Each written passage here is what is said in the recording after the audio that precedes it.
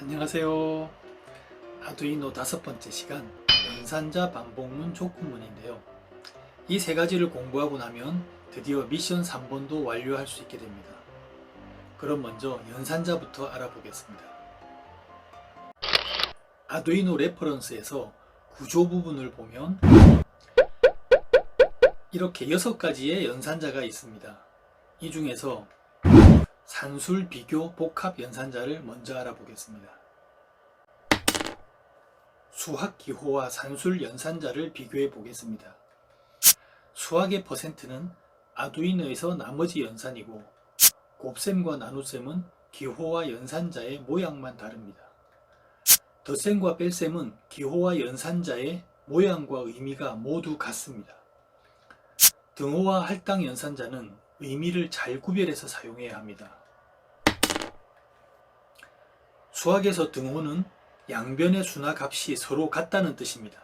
하지만 프로그래밍 언어에서 이퀄은 변수의 값을 할당하는 연산자로 오른쪽의 값을 왼쪽에 넣으라는 의미입니다. 따라서 a 이퀄 2는 a와 2가 같다는 것이 아니고 변수 a에 2를 넣으라는 것입니다. 수학의 등호와 같은 역할의 연산자는 비교 연산자 이퀄스입니다.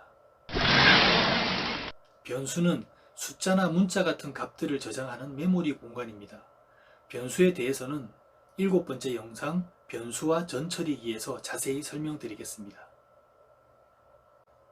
이번에는 수학 기호와 비교 연산자입니다.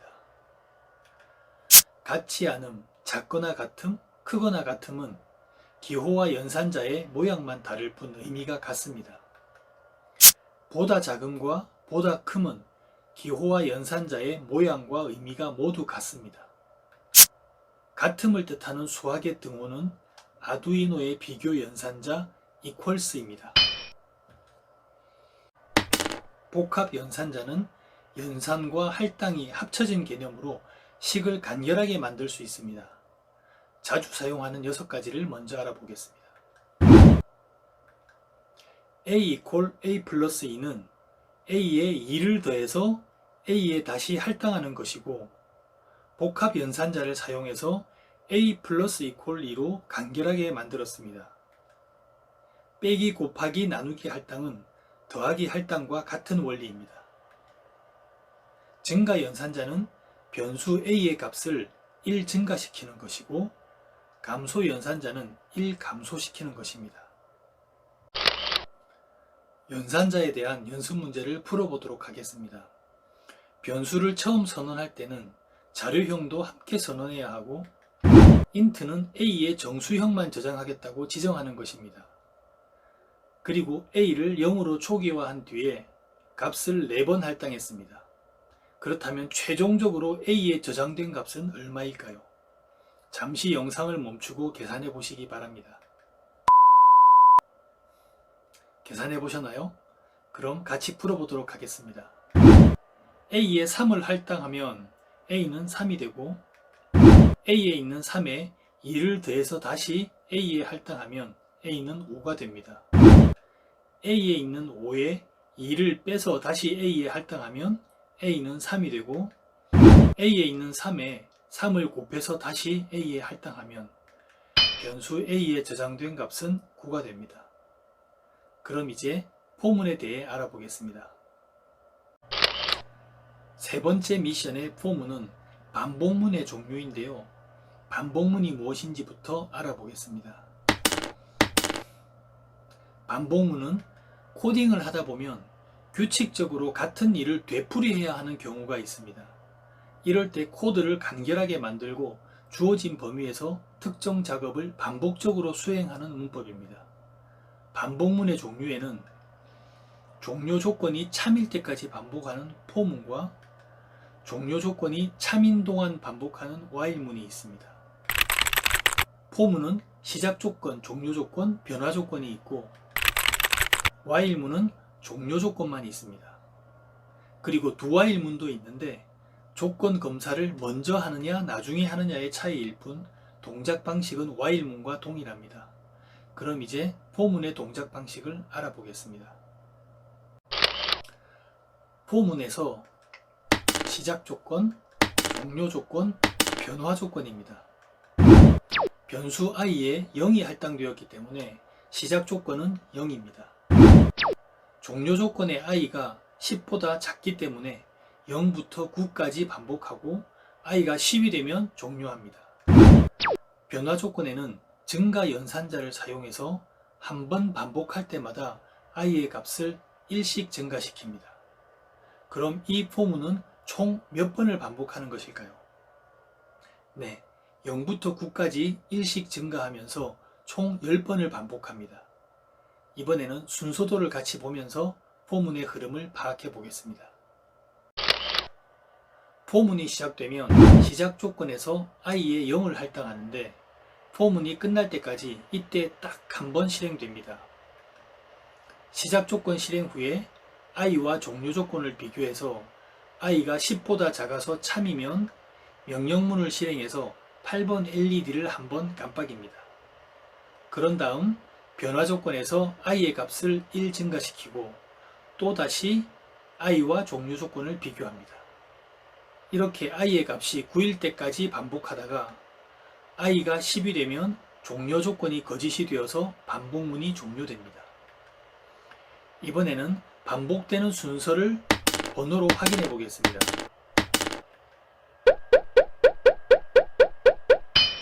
시작 조건은 최초에 한 번 실행되었고 종료 조건이 참일 때까지, 즉 i의 값이 9일 때까지 2, 3, 4번의 순서로 반복을 합니다. 그런데 만약에 시작 조건의 초기 값을 5로 할당했다면 종료 조건은 어떻게 설정해야 10번 반복할까요? 잠시 영상을 멈추고 종료 조건을 적어 보시기 바랍니다. 적어 보셨나요? i가 15보다 작거나 i가 14보다 작거나 같으면 10번 반복합니다. 그럼 이제 포문을 사용해서 미션 3번을 코딩해 보겠습니다. 세 번째 미션을 다시 한번 확인하면 포문을 사용해서 점점 빨리 깜빡이게 하기인데요. 이렇게 코딩하면 세 번째 미션을 완료한 것일까요? 점점 빨라지지 않고 1초에 한 번씩 계속 깜빡입니다. 포문이 루프 함수 안에서 계속 반복되기 때문인데요. 그렇다면 어떻게 해야 점점 빨리 깜빡일까요? 딜레이 함수의 시간 설정 값을 점점 작게 해주면 켜지고 꺼지는 상태가 점점 짧게 유지되기 때문에 LED도 점점 빨리 깜빡이게 됩니다. 따라서 포문이 반복될 때마다 딜레이 값이 점점 작아지게 만들면 됩니다. 그런데 숫자 500은 값이 변하지 않는 상수이기 때문에 값을 담아둘 변수가 필요합니다. 먼저 상수와 변수에 대해서 간단히 알아보겠습니다. 상수는 변하지 않고 항상 일정한 값을 갖는 수이며 스케치에서 사용되는 500과 같은 숫자입니다. 변수는 숫자나 문자 같은 값을 저장하는 메모리 공간이며 저장되는 값은 정수형, 문자형, 실수형 등이 있습니다. 그럼 이제 정수형 변수를 만들어 500을 할당하고 딜레이 함수의 시간 설정 값으로 변수를 넣습니다. 그런 다음 포문의 제일 마지막 줄에서 빼기 할당을 해주면 반복할 때마다 시간 설정 값이 50씩 작아지기 때문에 LED의 불빛은 점점 빨리 깜빡이게 될 것입니다. 팅커캐드에서 확인해 보겠습니다.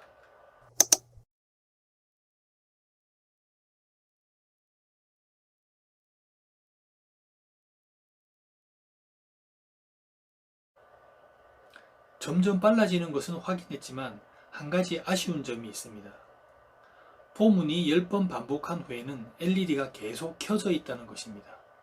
반복할 때마다 50씩 10번이 작아져서 변수 MS는 0이 되고 포문이 다시 시작되면 0에서 50을 빼게 되고 MS는 마이너스 50이 됩니다. 따라서 오류로 인해 동작하지 않고 멈추게 됩니다. 그렇다면 10번 반복해서 MS 값이 0이 되었을 때 다시 500으로 초기화한 뒤에 포문을 시작하면 됩니다. 그런데 0이 되었다는 것을 판단하고 다시 초기화하려면 if 문이 필요하기 때문에 먼저 if문에 대해 알아보겠습니다. if문은 조건문의 종류인데요. 조건문이 무엇인지부터 알아보겠습니다. 코딩을 하다 보면 조건에 따라 수행하는 일을 달리해야 하는 선택의 상황이 발생합니다. 이때 해당 조건을 만족하는 명령문을 선택해서 작업을 수행하게 하는 문법입니다. 일반적으로 조건문은 수식으로 표현하며 결과는 참 또는 거짓 두 가지입니다. 예를 들어서 게임을 할 때 공격권 획득을 위해 동전 던지기를 하는데 앞면이 나오면 공격권을 획득한다고 정하면 동전의 앞면이 조건이고 공격권은 명령문입니다. if문은 만약에 뭐뭐라면 이고 조건이 참이면 명령문을 실행합니다. if else문은 만약에 뭐뭐라면 그렇지 않다면 이고 조건이 참이면 명령문 1을 실행하고 거짓이면 명령문 2를 실행합니다. 이 밖에 else if문과 스위치문이 있는데 다른 미션에서 설명드리겠습니다. 그럼 순서도를 같이 보면서 if문의 흐름을 알아보겠습니다. 변수 a, b를 정수형으로 지정하고 초기화했는데요. 자료형이 같으면 쉼표로 구분해서 한 줄에 같이 선언해도 됩니다. 핀 모드를 설정하고 if문이 조건을 검사해서 만약에 a가 b보다 작으면 8번 LED를 켜고 아니면 if문이 종료됩니다. 그럼 이제 if문을 사용해서 세 번째 미션의 코딩을 완료해 보겠습니다.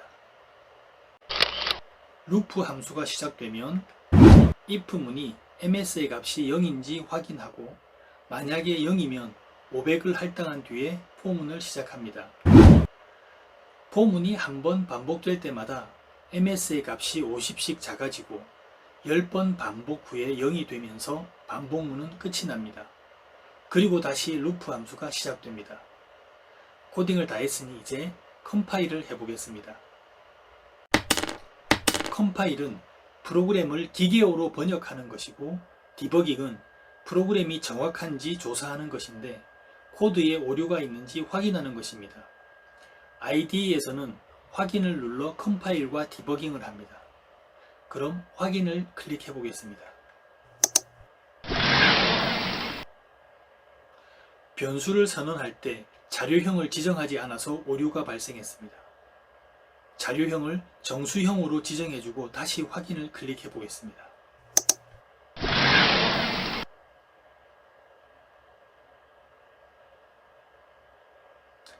이상 없이 컴파일이 완료되었습니다. 이제 컴파일된 기계어를 보드에 업로드해 보겠습니다. 컴퓨터 USB 단자에 우노 보드를 연결하고 툴 메뉴에서 보드와 포트를 확인한 뒤에 업로드 버튼을 클릭합니다. 콘솔 창에 업로드 완료가 표시되면 컴파일된 기계어가 보드로 업로드가 된 것입니다. 업로드 결과를 팅커캐드에서 확인해 보겠습니다.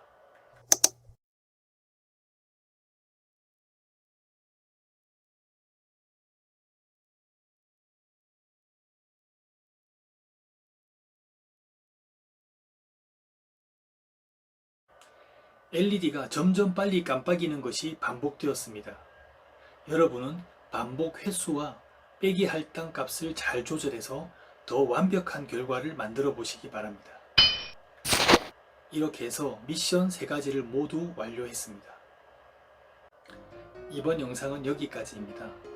다음 영상에서는 아두이노 없이 회로를 구성하고 프로그래밍 할 수 있는 팅커캐드에 대해 알아보겠습니다. 감사합니다.